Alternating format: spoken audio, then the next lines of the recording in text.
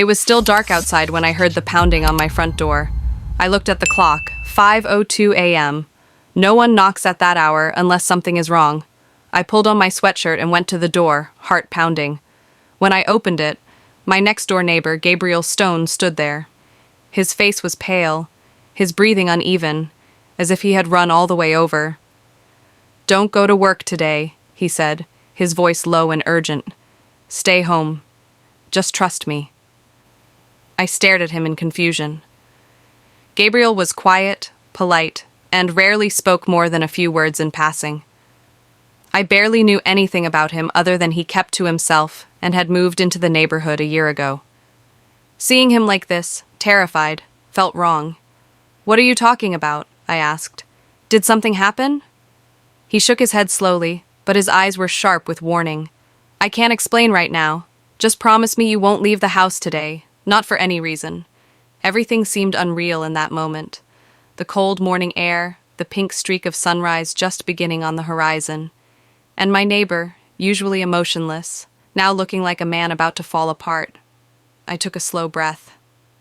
"Gabriel, you're scaring me," I said. "Why shouldn't I go?"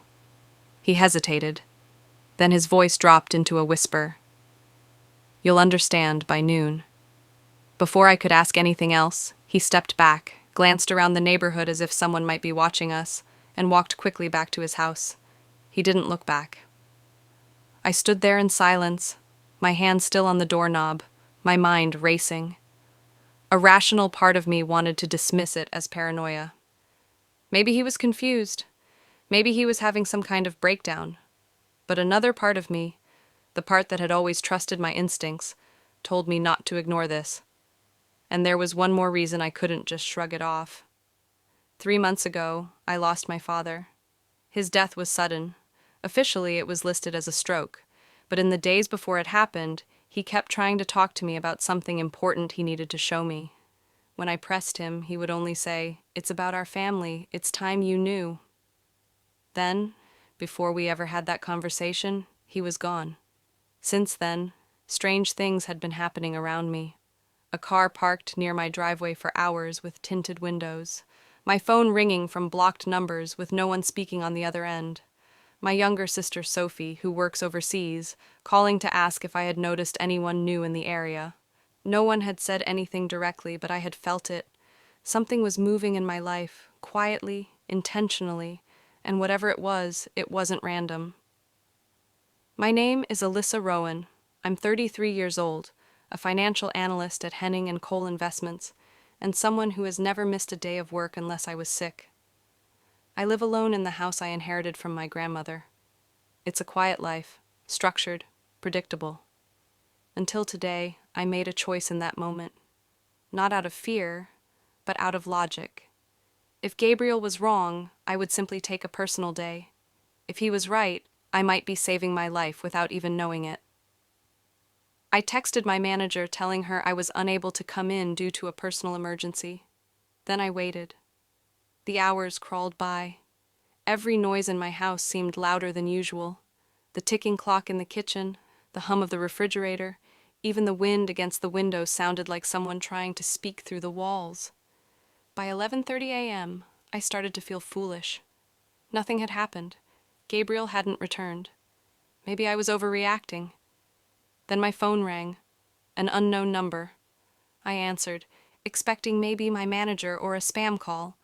Instead, I heard a calm, authoritative voice say, "Ma'am, this is Officer Taylor with the County Police Department. Are you aware of a critical incident that occurred at your workplace this morning?" My breath caught. "What incident?" The officer exhaled, his tone shifting.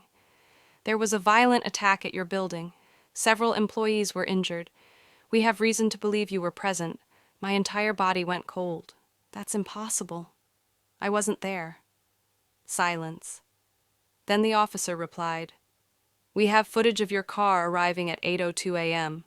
Your work ID was used to enter the building, and security reports say you were last seen on the 3rd floor before the attack." My knees weakened. I gripped the edge of the table to stay upright. Someone had used my identity. Someone wanted me to be there. And someone wanted the world to believe I was. If you want to know what the police told me next, and the truth my neighbor had been trying to protect me from, subscribe now and comment where you're watching from. Because what happened at noon didn't just change my life. It revealed why I was never supposed to survive this day. The officer's voice stayed calm, but there was something beneath it. Urgency mixed with caution that told me this wasn't a courtesy call. This was a call that would change everything. Ms. Rowan, the officer continued, your coworkers reported seeing you enter the building this morning. Security logs show your keycard was used at 8:02 a.m. We have time-stamped footage of your vehicle pulling into the parking garage. I pressed the phone closer to my ear, my voice unsteady. That's not possible. I've been home all morning. I didn't go to work today. There was a pause. Then he asked a question that sent a chill through my body. Can anyone verify that? I looked around my empty living room. The silence felt heavy, accusatory. No, I whispered. I live alone. The officer's tone changed, becoming more formal. Ms. Rowan, at approximately 11:47 a.m., an emergency alert was triggered on the third floor of your building. A coordinated attack took place. You were reported missing from the scene. We are required to locate you for your safety and for questioning. My grip tightened on the phone. Questioning? Why would I be questioned? There was a longer pause this time, as if he was choosing his words carefully. Evidence was found in the building. Items belonging to you were recovered near the scene of the incident. My mind went blank.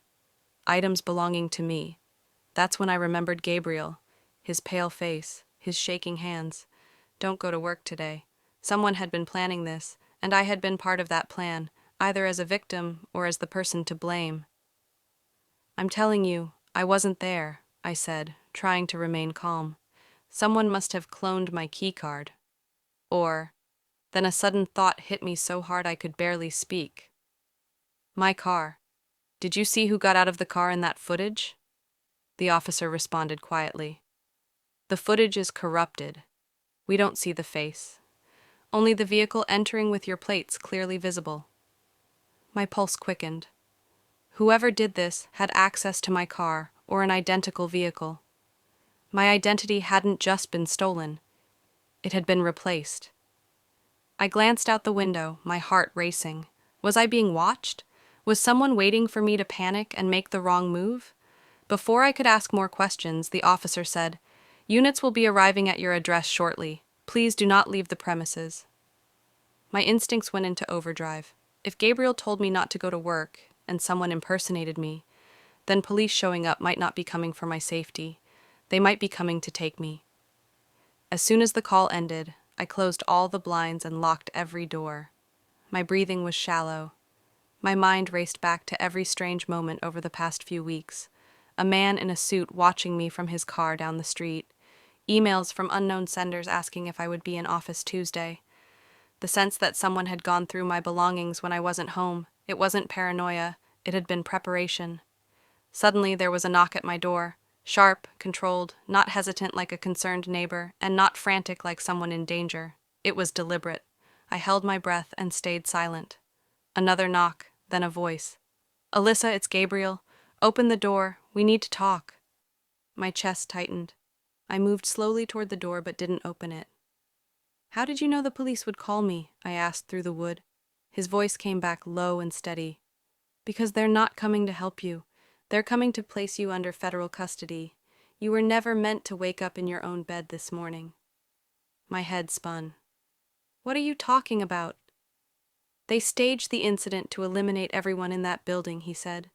And you were supposed to be there, not as a victim, but as the one they would blame. He paused. And now they need you alive long enough to confess to something you didn't do.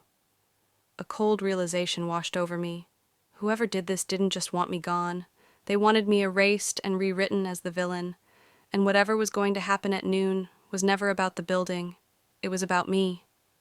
I opened the door slowly, not because I trusted Gabriel completely, but because I trusted fear even less. His eyes were locked onto mine the moment the door cracked open, sharp, watchful, as if he was scanning for any signs we were not alone. Without asking permission, he stepped inside and closed the door behind him. He didn't waste time. They're already on their way.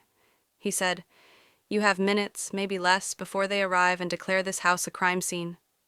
I crossed my arms, trying to steady my breathing. Why? Why me? What's going on? He didn't answer immediately. Instead, he went to the kitchen window and scanned the street. Then he lowered his voice. Alyssa, I didn't move here by accident. I moved here to watch over you. Your father asked me to. The words hit me like a physical blow. I took a step back. My father? No. My father was an accountant, a normal man. Gabriel turned to face me. Your father never worked in finance. That was his cover. He was involved in a covert federal investigation for nearly 2 decades. And you were part of the reason. My mouth went dry. What does that mean? Gabriel reached inside his jacket and pulled out a small black envelope. Your father knew something like this would happen one day. He left this for you. I hesitated before taking it. My fingers shook as I unfolded the paper inside. There was a handwritten note. Alyssa, if you are reading this, then what I feared has come to pass. You are not in danger because of anything you did. You are in danger because of who you are. There is more to your identity than you know. Gabriel will tell you the rest. Trust him as you once trusted me. Do not surrender yourself. If they take you in, you will disappear. Dad, my knees weakened. My father had known. He had been trying to prepare me. All those times, he said, there are things you're better off not knowing yet. I thought he was being dramatic. Now those words came back to me like warnings from a ghost. Gabriel met my eyes. They're not just framing you, they're reclaiming you. Reclaiming, I repeated, my voice barely above a whisper. You were never just a civilian, Gabriel said. Your birth was not a coincidence. Your identity was constructed. Your father uncovered a classified biogenetic program, one tied to prominent families, influential bloodlines. When he refused to cooperate, he became a liability. His death was not natural. You were meant to be eliminated next. But they found a better use for you. My heart thundered. To use me as what? He took a step closer. As a scapegoat. They needed a narrative that would justify the next phase of their plan. A false flag event, a manufactured tragedy with you as the face of it. Of them all, realization burned through me. Every strange moment, every shadow I had ignored had been leading to this point. So all of this was staged to destroy my life? I asked. Gabriel's gaze was firm. Not just your life, your legitimacy. Once they declare you a national threat, they can seize every file connected to your father's investigation. They can erase the truth he died trying to protect. He reached into his coat again, and this time pulled out a metal keycard with a red emblem. This is access to a secure storage vault your father used. It contains encrypted files that name the people behind this operation. If you don't reach that vault before they reach you, everything your father died for will be buried forever. I stared at the keycard in his hand, then back at the note from my father. My entire life I had believed I was ordinary, replaceable, invisible. Now I understood the truth. I was never invisible. I was never replaceable. I was watched because I was the last piece of a puzzle someone powerful didn't want solved. Suddenly, the distant wail of sirens began to echo across the neighborhood. Gabriel looked toward the front window. They're here, he said. But he wasn't afraid, and for the first time since this morning, neither was I, because fear had something I no longer carried. Doubt. I folded my father's letter and placed the keycard in my pocket. Then I looked at Gabriel and said, "Show me where we need to go." He nodded once, and in that moment, I crossed the line between the life I had always known and the truth I was born to face. We barely made it to Gabriel's SUV before the first unmarked black vehicles turned the corner and began closing in on my street. The sirens had stopped. They didn't need them anymore. They weren't coming as law enforcement. They were coming as recovery. "Get in," Gabriel ordered, starting the engine as soon as my door clicked shut. We shot forward, tires screeching. Through the rear window, I saw 2 men step out of a black sedan, scanning the area. One of them lifted a radio to his mouth. His expression cold and certain like a man retrieving property. Not a person, property. As we sped down the highway, a strange calmness came over me. Fear had left my body. What remained was clarity. Something inside me had turned, like a key finally matching the right lock. After 20 minutes of silence, Gabriel spoke. "There's something you need to see before we reach the vault. Once you see it, you'll understand why they've been watching you your whole life." He reached into his jacket and handed me a tablet. A file was open on the screen labeled Rowan Alyssa. Subject 7, B Designation Genomic Asset High Priority Project Origin Initiative. I scrolled down, my pulse quickening as I read Gene Expression Chart. Blood markers not found in ordinary humans. A note. Subject exhibits complete immunity to multiple viral strains. Potential regenerative blood properties. Subject approved for Phase 2 integration. Phase 2. I swallowed hard. What does this mean? Regenerative. Immune to what? Gabriel kept his eyes on the road. 20 years ago, your father uncovered a government-backed biogenetics program. They weren't trying to cure diseases. They were trying to create a new class of human beings. People with specific immune advantages who could survive outbreaks, chemical exposure, warfare. I stared at the screen, light flickering across my face as the truth began to settle like ash. "My father was involved in this?" I asked. "He was never meant to be," Gabriel said. "He stumbled across it when he discovered medical inconsistencies in your early childhood records. He found samples of your blood in places he didn't authorize. He realized you were being studied without his knowledge. He tried to pull you from the program, but that wasn't an option. The highway lights flashed past us like white comets. I could barely process the words. Me, a subject, a project, a target," Gabriel continued, his tone firm but controlled. "Your father leaked the existence of the program to a federal oversight board. The board ordered the project shut down, but instead of ending it, the people at the top erased the investigation and everyone who knew." "Everyone, including my father," I whispered. Gabriel nodded. "They made it look like a stroke, but he was poisoned with a neurotoxin developed by the same program." His death was a message. I closed my eyes. For the first time, I didn't see my father as a quiet man with secrets. I saw him as someone who sacrificed everything to protect his child from the world she never knew she was born into. "They planned to retrieve you on your 33rd birthday," Gabriel said. "But something changed. Your profile was accelerated. Your blood test last month triggered a system alert. That's why they staged the attack at your workplace today. If you had gone, you would either be dead or disappeared, dead or erased." "And now," I asked. "They will frame you publicly," Gabriel said. "Declare you a domestic threat. Asset recovery protocol." I gripped the tablet tightly. "But why frame me? Why not just take me quietly?" "Because they don't just want your body," Gabriel answered. "They want control over the narrative. If the world believes you are dangerous, no one will question what they do with you." We turned off the main road and onto a forest path leading toward a remote facility. The trees grew dense, the air colder, my heartbeat steadied. I was no longer in the life I knew. I was in the one I was born for. As we approached what looked like an abandoned bunker hidden beneath an overgrown hill, Gabriel parked the SUV and turned to me. "You have one last decision, Alyssa," he said, his voice quiet. "Once you walk inside, there is no going back. You will know everything. Your father died to protect the truth about what you are, and once you know it, they will never stop hunting you." I met his eyes. "I've been hunted my whole life without knowing why." I said, "It's time I found out what's inside me that they're so desperate to control." Gabriel nodded. I stepped out of the vehicle. The door of the bunker groaned open as if waking from decades of silence.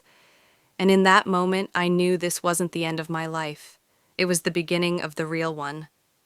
The bunker door sealed shut behind us with a deep metallic thud that echoed through the chamber like the heartbeat of something ancient. The air was cold, untouched, as though this place had been waiting, not just for anyone, but specifically for me. Gabriel moved with certainty, entering a long corridor lined with steel safety doors. I followed him in silence, each step heavier than the last. The deeper we went, the more a strange sensation started building in my chest. Not fear, Not anxiety, but recognition. My body knew this place, even if my mind did not. We stopped before a vault door with a circular emblem engraved into the steel, the Rowan family crest. My father had once shown me a drawing of it, telling me it belonged to distant ancestors. Now I knew the truth. It wasn't heritage, it was designation. Gabriel motioned to a small panel on the wall. "Your DNA will open this vault," he said. I hesitated. "How do you know?"